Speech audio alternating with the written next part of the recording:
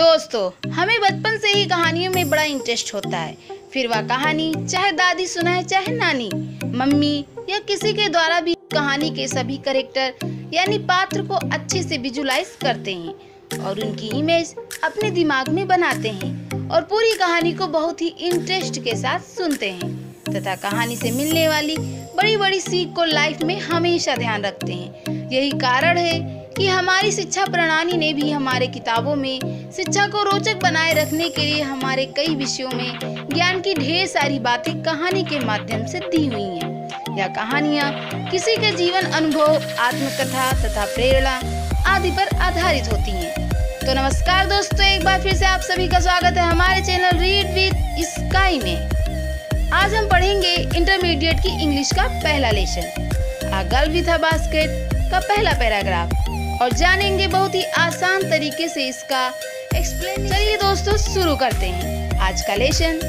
A girl with a basket के writer William सी Douglas के 1950 में भारत भ्रमण के अद्भुत अनुभव पर आधारित है। हम इस लेसन में जानेंगे राइटर विलियम सी डगलस को भारत की कौन कौन सी विशेषताओं ने प्रभावित किया और कैसे एक 9 साल की शरणार्थी लड़की ने लेखक को सबसे अधिक प्रभावित किया।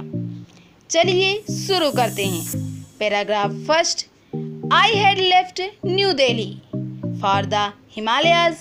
लाइन का अर्थ है मैं नई दिल्ली को छोड़कर हिमालय की ओर चल पड़ा। I was going as far as Bareilly by train and then by car to Ranikhet. Line का अर्थ है मैं ट्रेन से बरेली और कार से रानीखेत तक गया।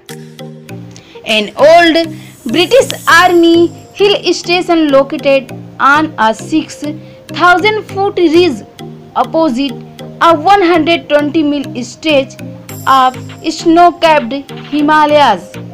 पूरी लाइन का अर्थ है जो अंग्रेज सेना की पुरानी पहाड़ी छावनी 120 मील तक फैले बर्फ से ढके हिमालय 6000 फीट ऊंची पर्वत श्रृंखला पर स्थित है। Next line. The train was slow and it stopped at all the way station। Line का अर्थ है ट्रेन बहुत धीमी गति से चल रही थी और यह अपने रास्ते में आने वाले सभी स्टेशनों पर रुकती थी। Next line. At every stop I swung open the door of my compartment and walked the platform। पूरी लाइन का अर्थ है प्रत्येक स्टेशन पर मैं अपने ट्रेन के डिब्बे का दरवाजा खोलकर प्लेटफॉर्म पर टहलता था। Next line. The platform were packed with people, Sikh, Muslims, Hindus, soldiers, merchants, priest, ports, beggars, hawkers.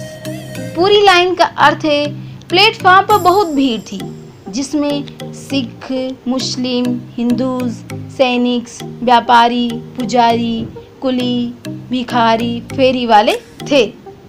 Next line. Almost everyone was barefoot and dress in loose white garments. Line का अर्थ है लगभग सभी व्यक्ति नंगे पैर व ढीले सफेद कपड़े पहने हुए थे।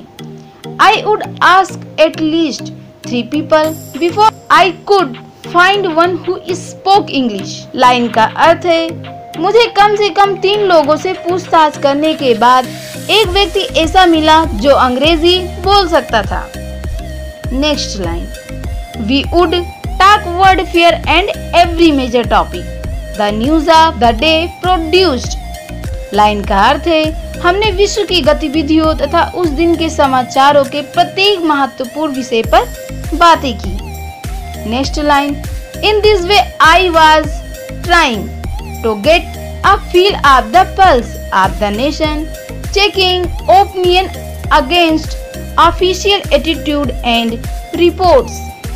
लाइन का अर्थ है इस प्रकार में अधिकारी दृष्टिकोण तथा रिपोर्ट के विरुद्ध विचारों के माध्यम से राष्ट्र के प्रति उन लोगों की भावना जानने का प्रयत्न कर रहा था। पूरे पैराग्राफ की व्याख्या अपने शब्दों में कही जाए तो लेखक भारत की यात्रा पर ट्रेन तथा कार की मदद से निकलता है और उसकी ट्रेन प्रत्येक स्टेशन पर थोड़ी देर के लिए रुकती है। वह अपने डिब्बे से बाहर निकलकर लेखक प्लेटफॉर्म पर भ्रमण करता है और वह देखता है कि प्रत्येक प्लेटफॉर्म पर काफी भीड़ रहती है। सिख, मुस्लिम, सैनिक, व्यापारी, पुजारी, भिखारी तथा फेरी वाले लगभग सभी नंगे पैर तथा ढीले सफेद रंग के कपड़े पहने होते हैं। वह लगभग 3 लोगों से पूछताछ करने पर उसे एक व्यक्ति ऐसा मिलता है जो अंग्रेजी में उससे बातें कर सकता था। वह उससे दुनिया भर की बातें तथा न्यूज में आई महत्वपूर्ण खबरों के बारे में चर्चा करके यह जानने का प्रयत्न करता है कि लोगों की राय अपने राष्ट्र के प्रति कैसी है। चलिए दोस्तों, अब हम समझते हैं कि आसानी से एक्सप्लेनेशन अर्थात व्याख्या कैसे करें। तो एक्सप्लेनेशन करने से पहले हमें दिए गए पैसेज को अच्छी तरह से पढ़ना चाहिए। अब अगर बात करें हमारे द्वारा पढ़े गए paragraph the platform ... attitude and reports की, तो हमें एक्सप्लेनेशन के साथ साथ रेफरेंस मींस संदर्भ तथा कॉन्टेक्स्ट मींस प्रसंग भी लिखना होता है। तो सबसे पहले जानते हैं कि रेफरेंस कैसे लिखते हैं। रेफरेंस लिखने के लिए सबसे पहले हेडिंग डालते हैं, रेफरेंस फिर लिखते हैं These lines have been taken from the lesson। फिर उस लेसन का नाम लिखना होता है जिस लेसन का पैराग्राफ दिया गया होता है। लेसन का नाम सिंगल इन्वर्टेड कामा में लिखा जाता है, तो हम लेसन का नाम लिखेंगे a girl with a basket. फिर रिटन बाय लिखने के बाद राइटर का नाम लिखते हैं, तो इस पैराग्राफ के राइटर का नाम है विलियम सी डगलस। फिर फुल स्टॉप लगाएंगे। अब बात करते हैं कॉन्टेक्स्ट लिखने की, तो कॉन्टेक्स्ट में दिए गए पैराग्राफ का संक्षेप में विवरण लिखते हैं। अब अगर बात करें पढ़े हुए पैराग्राफ का संक्षेप विवरण की, तो हम सभी जानते हैं कि पैसेज में लेखक ने प्लेटफॉर्म पर लोगों के भौतिक स्वरूप तथा उनकी राष्ट्र के प्रति भावना को जानने का प्रयास का वर्णन किया है। तो चलिए कॉन्टेक्स्ट लिखते हैं। सबसे पहले एक कॉन्टेक्स्ट हेडिंग डालेंगे, फिर लिखेंगे in this passage the author has described the physical appearance of the people found on the platform and their feeling towards the nation। अब बात करते हैं एक्सप्लेनेशन लिखने की, तो एक्सप्लेनेशन लिखते हुए दिए गए पैराग्राफ को डायरेक्ट स्पीच से इनडायरेक्ट स्पीच में लिखा जाता है और पैराग्राफ में दिए गए डिस्क्रिप्शन को अपने शब्दों में एक्सप्लेन करना होता है तथा एक्सप्लेनेशन को आसान बनाने के लिए हमें एक्सप्लेनेशन के सेंटेंस को छोटे छोटे भागों में बांट लेना चाहिए, जिससे आसानी से हम पैराग्राफ का एक्सप्लेनेशन कर सकें। तो चलिए दोस्तों शुरू करते हैं एक्सप्लेनेशन। सबसे पहले एक्सप्लेनेशन हेडिंग डालेंगे, फिर the author says that each platform was filled with people of different caste and different religion.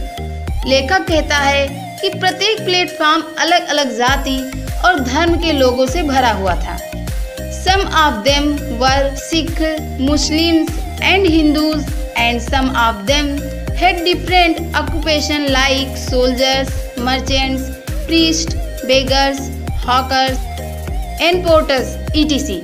उनमें से कुछ सिख, मुस्लिम और हिंदू थे और कुछ के तो व्यवसाय ही अलग अलग थे, जैसे सैनिक, व्यापारी, पुजारी, भिखारी, फेरी वाले तथा कुली आदि।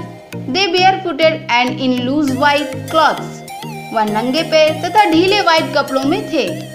The writer wanted to talk to the people there, so he talked to at least 3 people। Then he should found a person speaking English। लेखक वहाँ के लोगों से बातें करना चाहता था, इसलिए उसने कम से कम 3 लोगों से पूछताछ करने के बाद एक व्यक्ति ऐसा मिला जो अंग्रेजी में बात कर सकता था। He talked about incident of whole world and every important news of that day। उन्होंने संपूर्ण विश्व की घटनाओं के बारे में तथा उस दिन के समाचारों के प्रत्येक महत्वपूर्ण विषयों पर चर्चा की। He wanted to know their feeling towards the nation and official attitudes। वह राष्ट्र और आधिकारिक दृष्टिकोणों के प्रति उनकी भावना जानना चाहते थे। उम्मीद करते हैं आपको आज की वीडियो बहुत पसंद आई होगी। यदि आपका कोई सुझाव है तो हमें कमेंट कर अवश्य बताएं तथा वीडियो को लाइक करें, चैनल को सब्सक्राइब करें। आपका प्यार ही हमारे लिए सबसे बड़ी उपलब्धि है। धन्यवाद।